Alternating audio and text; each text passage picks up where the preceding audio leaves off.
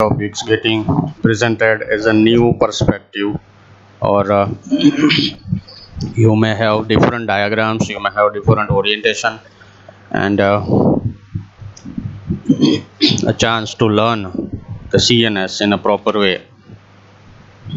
We practically don't have a course deadline and no fixed timetable, so we can go with our planning. So let's revise and recollect our basic features. Spinal cord. So in if you want to learn spinal cord, you should have some background, some idea, and the textbook, your BD Chaurasia, is in some of the chapters it is not sufficient and it is not up to the mark presentation, because CNS itself is a very complicated topic and no author can satisfy alone the every funda of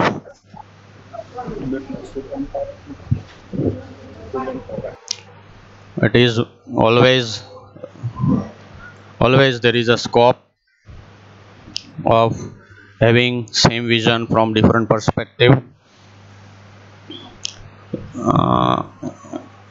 Spinal cord is studied in two major headings, that is external features and internal features. In external features, it is important even for the Viva point of view, for practical exam, because you will be seeing so many features in different spinal cords. The dissection itself is a very tough job, so you may see some features natural and you may see some features distorted. Okay, so it is important to remember all terminologies and how they actually see in real sections. Okay, most of the diagrams will be schematic one, so you have to just take idea or orientation of how it looks, how it appears. And in case of internal features, there are gray matter, white matter, and various tracks. So for learning of tracks, you need 1 2 3 4 so many rounds.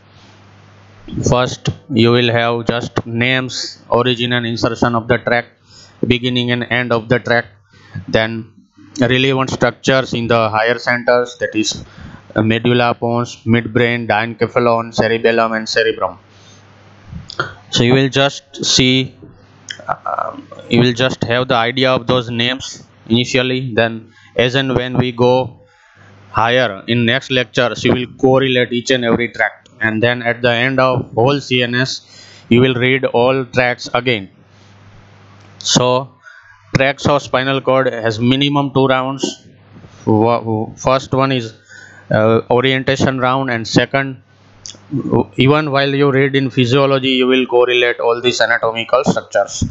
So the track is a ever going process. Whenever you take any orientation of tracks, it is always worthwhile. Okay, so let's just see. This is your transverse section of vertebral canal. This one is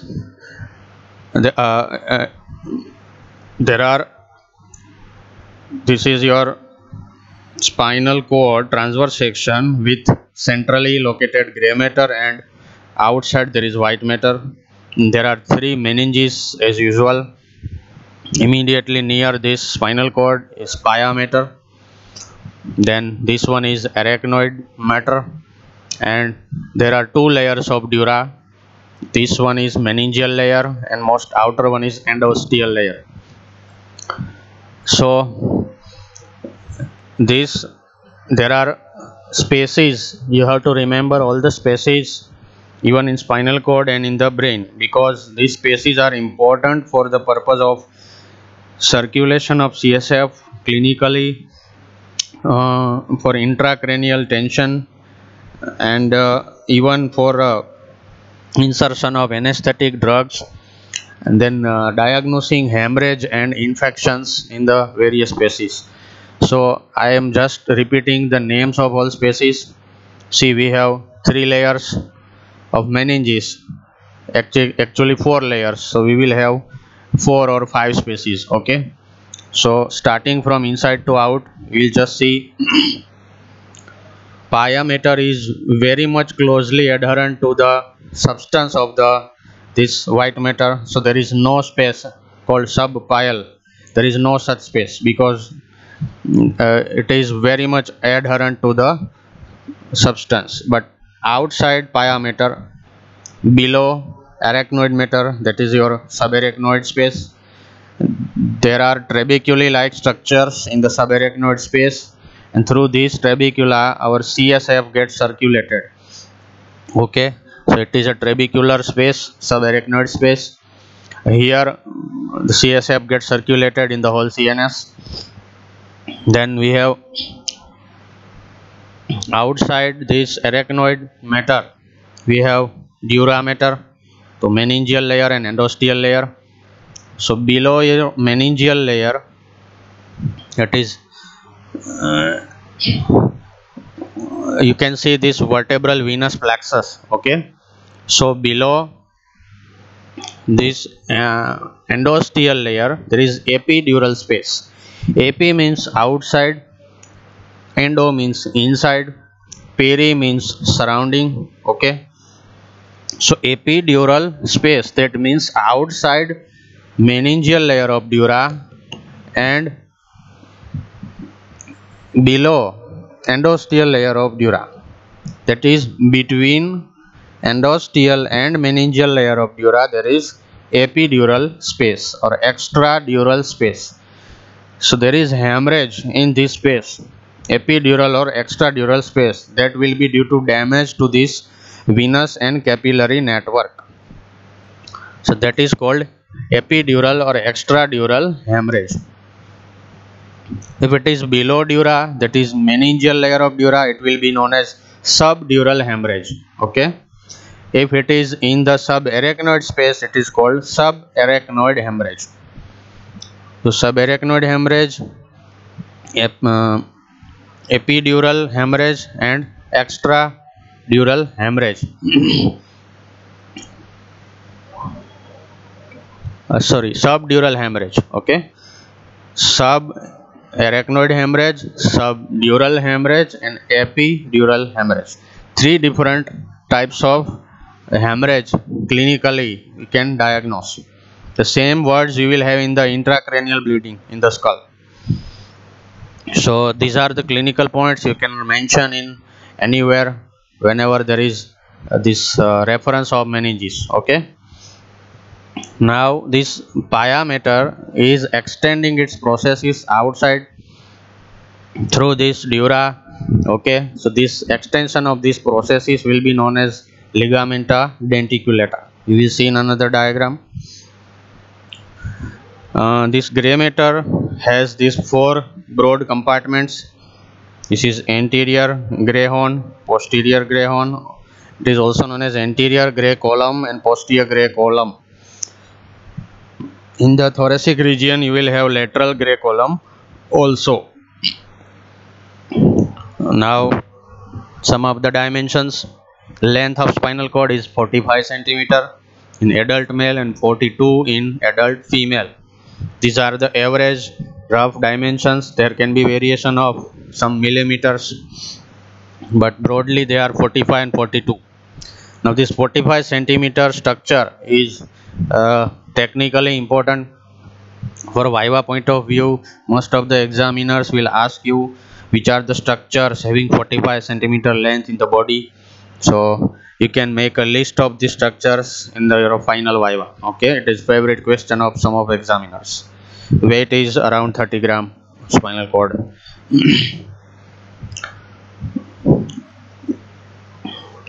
Superiorly it extends up to atlas vertebra. Okay, first vertebra is called atlas, second vertebra is called axis. So just below your base of skull, your medulla oblongata will end and spinal cord will begin. Inferiorly it is extending up to L1 vertebra around. Here the tapering lower end of spinal cord after L1 is called conus medullaris. It is cone-shaped lower extension. In children, it can extend up to L3 vertebra. So there are embryological and developmental reasons of difference between spinal and vertebral level. Let's just have a look with the gross view. This is your pons, this is your medulla, and at the level of the C1 vertebra downwards, from C1 vertebra you can see this is extension of spinal cord up to L1 vertebra. This lower tapering and it is cone shaped, it is known as conus medullaris, and from here the extension of pia mater, I repeat, extension of pia mater surrounding this conus medullaris, it will go down. This thread, long vertical thread of pia mater goes down up to coccyx. Okay, so it is pia mater, so here there will be extension of dura mater. Okay, arachnoid will not be there because it will end here with the proper substance. So pia mater goes here downwards in the thread like process, and it is surrounded by meningeal layer of dura up to this S2 level. So this is your phylum terminale, this whole vertical thread of pia mater extending from conus medullaris to the coccyx. Its thread like structure is called phylum terminal. Phylum terminal is divided in two parts. Before enclosed in the dura mater, it is called phylum terminale internum, and outside this dural sheath it is called phylum terminale externum.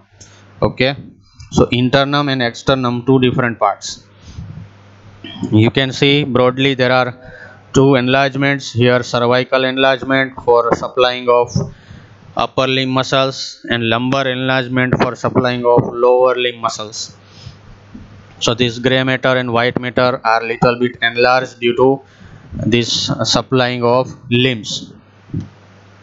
In the anterior view there is anterior median fissure, and in the posterior view there is posterior median sulcus. Okay, this anterior one is deep cleft like, so it is called fissure. Posteriorly it is a little bit it is not much depressed, so it is called posterior median sulcus.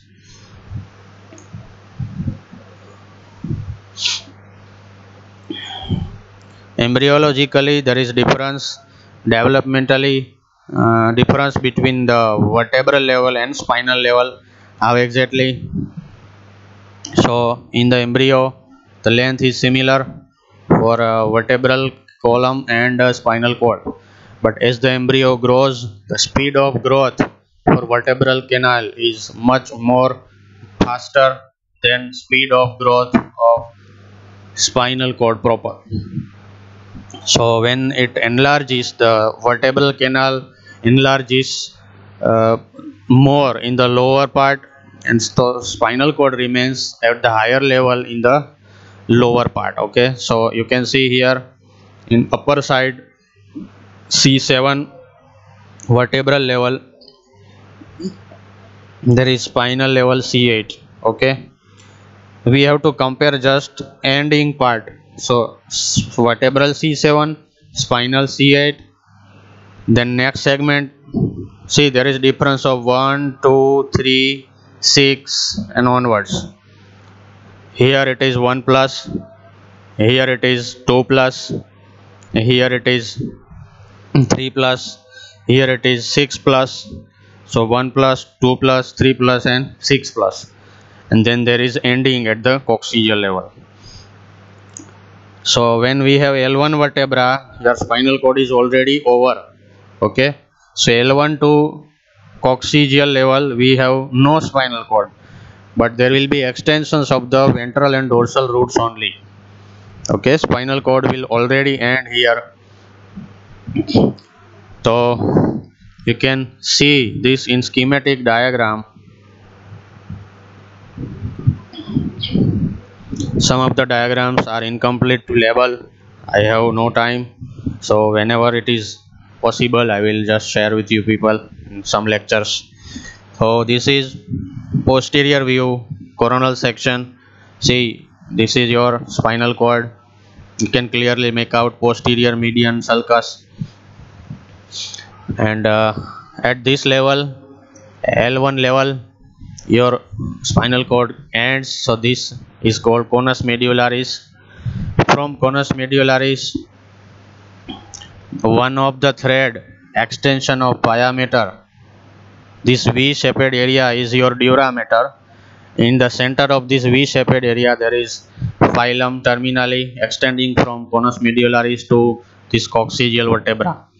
So one of them is phylum terminally. It is divided in internum and externum, and rest of the threads, they are all ventral and dorsal rami of this lumbar and sacral and coccygeal spinal cord. Okay, so here upwards they will lie horizontally. This intervertebral foramen will exit spinal nerve, but when spinal cord ends, there is no horizontal extension, so there is no space. So all this ventral and dorsal root will collect together and they will exit.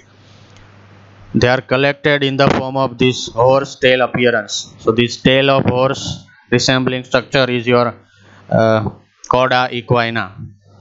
Cauda means tail, equina means quadruped animal, so it is resembling tail of horse, called cauda equina. From here all the nerves will exit through lumbar and sacral intervertebral foramen, and then they will form lumbar and sacral plexus in the lower limbs. So it is very much congested here. So if there is any space disturbance in this area, you will immediately feel back pain. Okay, and because there is no space, there is irritating pain and mechanical pain in this lumbar region. So all the back pains are frequently common, very common in the lumbar region due to this anatomical factor. In case of rupture or herniation of this intervertebral disc nucleus pulposus, it will immediately compress any of the roots and cause pain. So now we have seen lower part, now we will see upper part. L1 level, sorry, C1, cervical 1. Okay, so beyond your C1 there is foramen magnum. This is your foramen magnum transverse section. This is anterior side, this is posterior side. So here upper end, this spinal cord begins and it continues upwards rostrally with the medulla oblongata. So here we have anterior spinal artery. On both right and left side we have right and left vertebral artery, and then posterior side we have two, that is one pair of posterior spinal artery. So one anterior spinal, two posterior spinal, and two vertebral arteries are related. There is also venous plexus, and this extension of pia mater from this substance of spinal cord, it extends horizontally and it gets attached to the endosteal layer of dura. It will penetrate this subarachnoid space and it will attach itself with the bony part. So this extension of pia mater tooth-like process is called ligamentum denticulatum. It is C1, that is first tooth of ligamentum denticulatum. Then it will extend downwards in a series of, you can see here,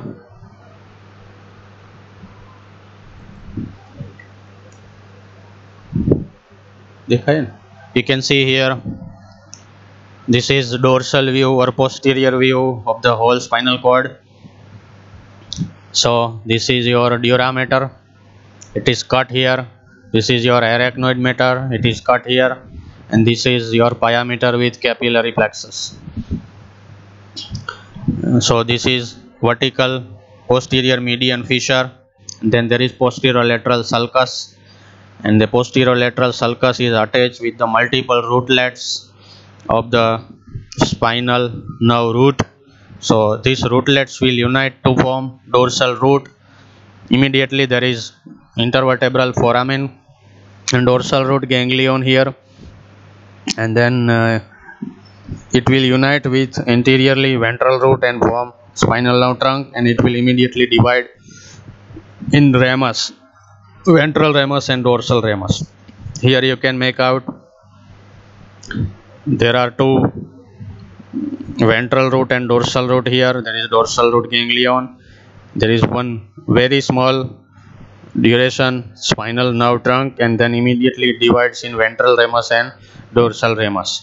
In the ventral ramus you can make out this gray ramus and white ramus communicans, which will attach itself with the ganglion sympathetic chain. So here you can see tooth-like process. This is a extension of pyometer. This horizontal tooth-like processes. These are all your ligamenta denticulata.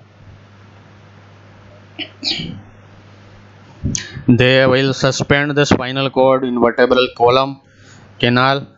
It will prevent from injury and shock, and it is providing support.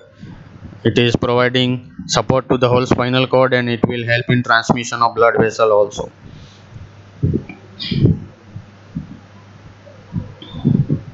You can see now procedure of lumbar puncture. Clinical importance. We are again in the lower part. See, this line represents your L3 L4 intervertebral disc.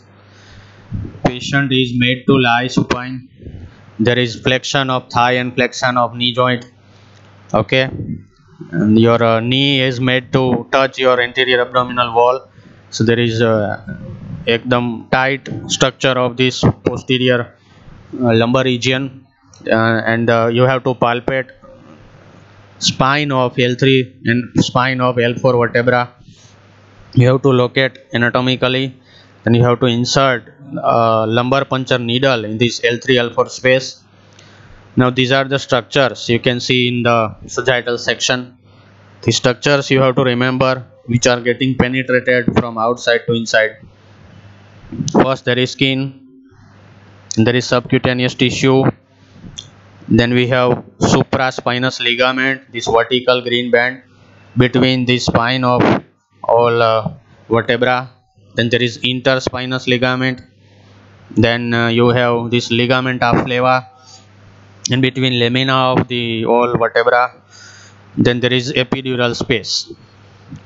Again, skin, subcutaneous tissue with fat, and you will also have thoracolumbar fascia layer, then supraspinous ligament, interspinous ligament, and ligamentum flavum. All these structures getting penetrated, and there is sudden loss of resistance. All these structures are very much tough to introduce needle, but when these structures are over, there is immediate loss of resistance, and your needle will just go with a kick or a thrill. Okay, so at that time you are into first in the epidural space, then you are into subdural space, then in subarachnoid space. So it is clinically you have to take judgment of your needle, because these spaces are very much potential. They are for definition purpose, but whenever you see a drop of coming out, a drop of CSF from this opening of your trocar or needle, then that drop of CSF, it immediately indicates that you are into subarachnoid space. So this procedure is lifetime important. You will learn, and maybe if you are lucky, then you will get a patient to practice yourself in the wards in the third final year and in internship also. So this is very important procedure. It is used for if you just keep the needle like this, there will be drop by drop coming out of CSF. That procedure is known as CSF tap or drainage of CSF. So it is useful for investigation, biochemical examination. And if you just insert your syringe with the drug or anesthetic agent, then you can give epidural anesthesia or this lumbar anesthesia or spinal anesthesia. Okay, so procedure is called lumbar puncture or spinal tap. It is used for epidural anesthesia and analgesia. When it is anesthesia, there is anesthetic drug injected for operation and every surgical procedure. When it is analgesia, instead of this anesthetic agent, you will introduce painkiller drug. That is for epidural analgesia.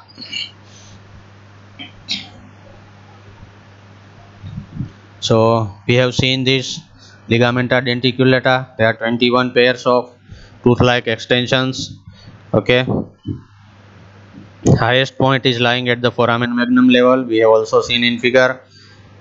And this same structure in the anterior median fissure, anteromedian sulcus, the extension of pia mater is known as linea splendens.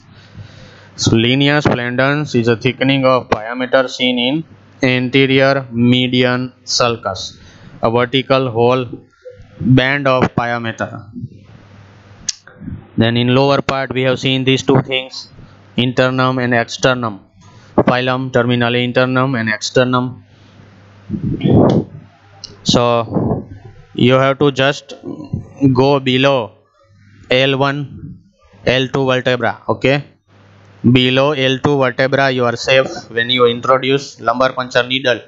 It must be below L2 because there will be conus medullaris after L2 and there is no spinal cord present. Only the species will be present. So without any danger of spinal cord, you can just introduce needle.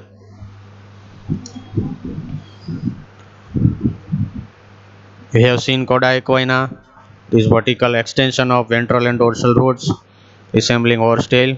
So level of coda equina is, you can see L2 to L5 roots,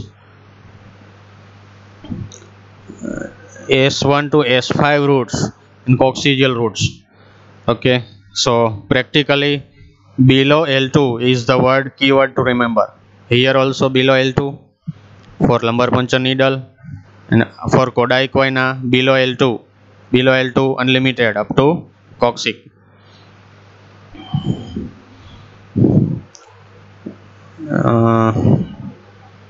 Now we will see transverse section of spinal cord. Okay, that is enlargements.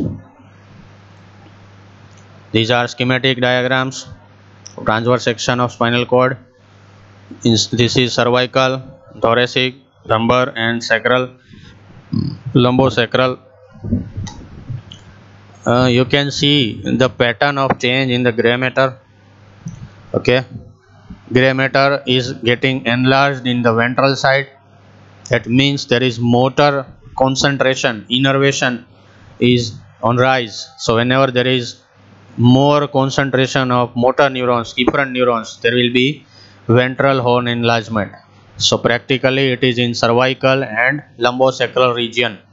In cervical region it is for upper limb, and in lumbosacral region it is for lower lumbar, pelvic and lower limb muscles.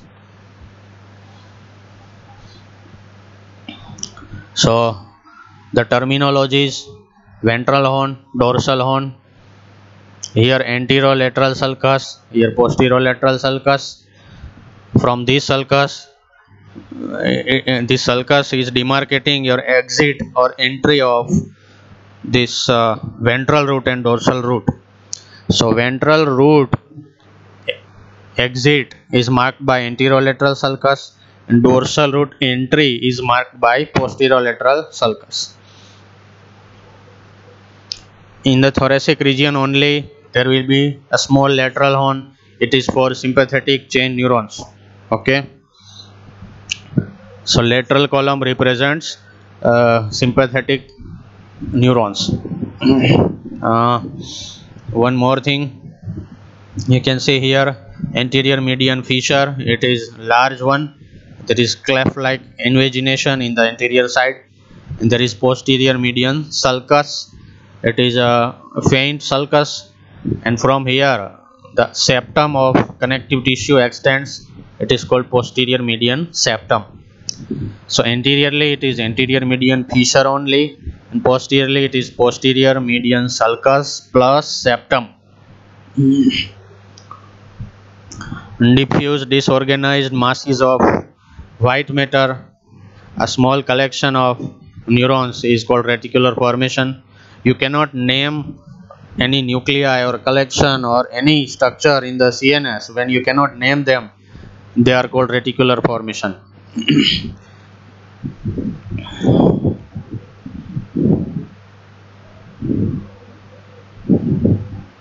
Now if you come out, you can see spinal nerves.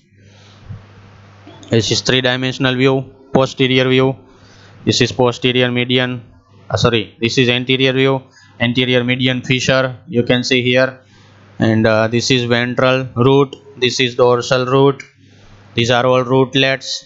This is anterolateral sulcus here. There will be posterolateral sulcus here.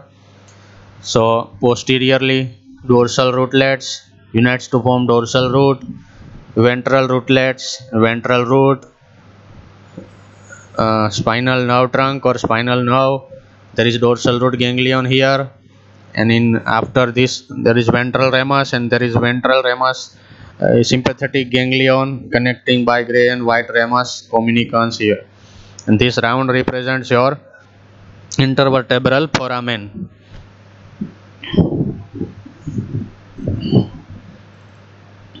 This is transverse section of lower lumbar region, L5 vertebra somewhere.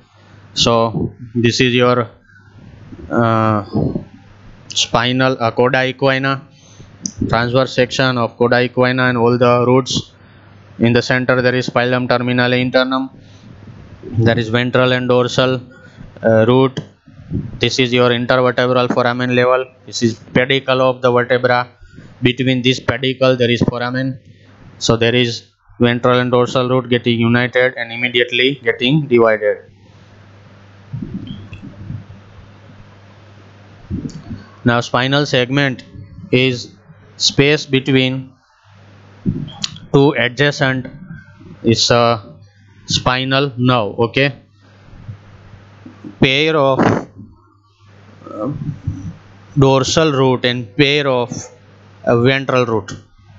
Again you can make out in this diagram, pair of right and left ventral root, pair of right and left, okay, dorsal root. So this whole piece between this one segment is your spinal segment. So if it is AL1 spinal segment, so there is AL1 ventral and dorsal roots. Between these, this one is your L1 spinal segment. So whenever we speak of levels, L1, T1, T12, anything, so that level represents this spinal segment. We talk about this spinal segment everywhere. Okay.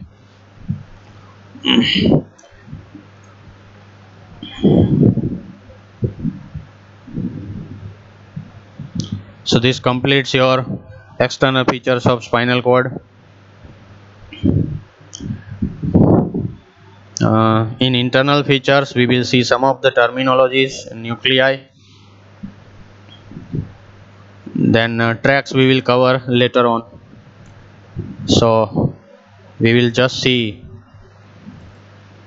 basic terminologies only. You might have seen in another lecture. This is ventral horn, also known as anterior gray horn, also known as anterior gray column. When we speak the word horn, that means this whole piece, gray matter or white matter or whatever. Horn is just name of shape. Okay, a horn of animal, you can see. So this is dorsal horn, this is ventral horn. In the horn we will have anterior gray column or anterior gray horn. This is anterior white column. So this is posterior gray column or posterior gray horn, and this whole piece is your posterior gray horn. So there is gray matter, gray column, and white matter, white column. Simple. And in the thoracic region, you will have here lateral horn and lateral white column also. So whenever you draw, just remember that in the thoracic region you have to draw extra lateral horn, gray and white both. In the center there is central canal. There is circulation of CSF also in the central canal, and outside there is single layer of epithelium that is called ependyma. Ependyma is single layer of epithelium covering. So secretion of your CSF is a net result of choroid plexus and this ependyma. You will have the word telachoroidea in the CSF. It is responsible for secretion. This is hemisection, left sided hemisection of spinal cord. You can imagine right side here. So we are dividing nuclear column in all three horn. Remember earlier section, this is anterior horn, this is posterior horn, this is lateral horn only in the thorax. Again anterior horn, posterior horn and lateral horn. Now in the anterior gray column we have three different groups of nuclei: medial, intermediate or lateral. So this is medial group, this is central group and this is lateral group. These are the three nuclear columns in the anterior gray horn. In the intermediate or lateral gray column, so lateral side we have two medial and lateral divisions. So intermedio medial and intermedio lateral. Intermedio word is used because it is located intermediate between these two, and in the intermediate we have two divisions, so intermedio medial and intermedio lateral nuclear column. And in dorsal horn the names are tricky, there is no match, so you have to mug up. At the tip of dorsal gray column it is called substantia gelatinosa. Substantia gelatinosa.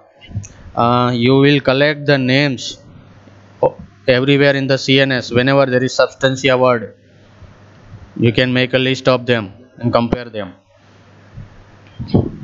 Then there is nucleus proprius and nucleus dorsalis. Okay, nucleus dorsalis has a three names: nucleus dorsalis or Clark's column. I forgot the third name. Okay, don't care, we will see, it is already written. So broadly it is known as dorsal column nucleus or nucleus dorsalis. Okay, and it is also called Clark's column. And this one is visceral afferent nucleus. You remember this word, we have used this word in components: visceral afferent. So piece of that column extends in the spinal cord also. Visceral afferent nucleus. So in the anterior horn, medial group, lateral group, central group. In the middle group is intermedio medial, intermedio lateral, and here it is substantia gelatinosa, nucleus proprius, nucleus dorsalis and visceral afferent. Now which are the another names? See, names are as such important to remember, because in some textbooks some authors will use whatever way they like the names. There are no standardization. Okay, even in Gray's Anatomy they will use different names in different places. So we have to just be familiar with at least once with them. So this is your anterior gray column, this is your posterior gray column, this one is your lateral gray column. Okay, the interior gray column, these two is the medial group, these two is intermediate or central group, and this is lateral group. Again, medial group, central group, lateral group.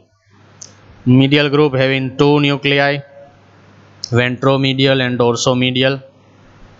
Central group having two nuclei, AP, accessory and phrenic. This accessory is only in the, these two are only in the cervical region.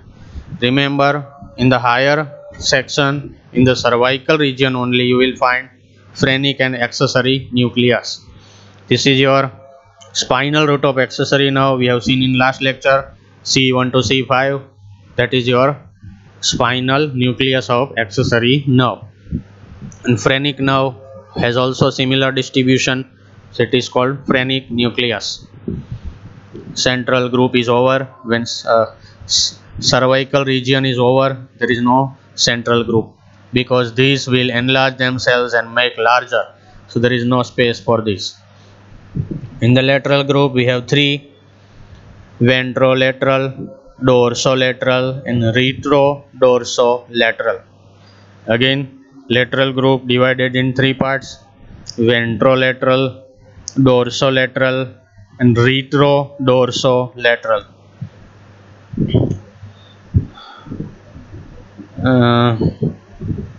Now this dorsal column, same name, no much difference, substantia gelatinosa.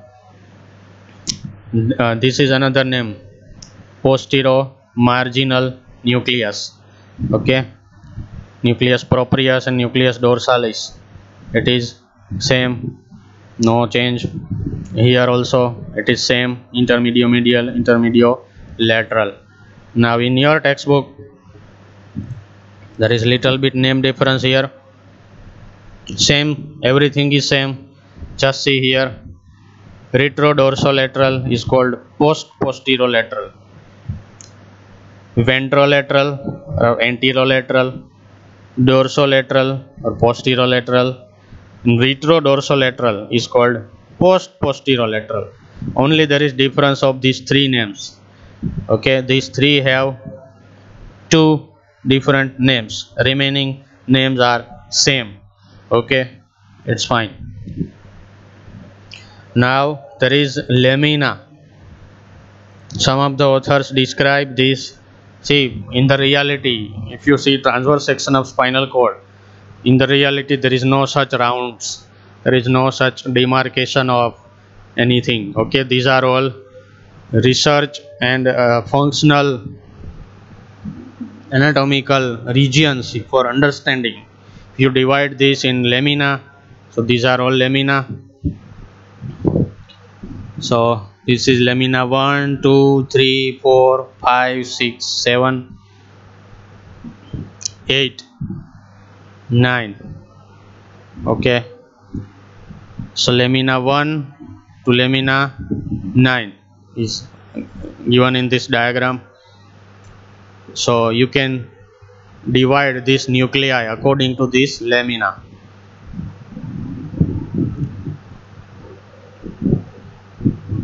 This is all laminar structure: 1, 2, 3, 4, 5, 6, 7, 8 and 9. So this lamina will contain respective nuclei. You can see in this table 1, 2, 3, 4 together, 5, 6 together, then 8, 9, 10 together. So this is called laminar architecture. If you have orientation, you can write as much lengthy as you can. In your textbook they have mentioned only lamina and nuclei, they have described in lot of lines, but in nutshell it is this diagram and table you have to remember. So that's all about today's lecture. If you have any question you can ask.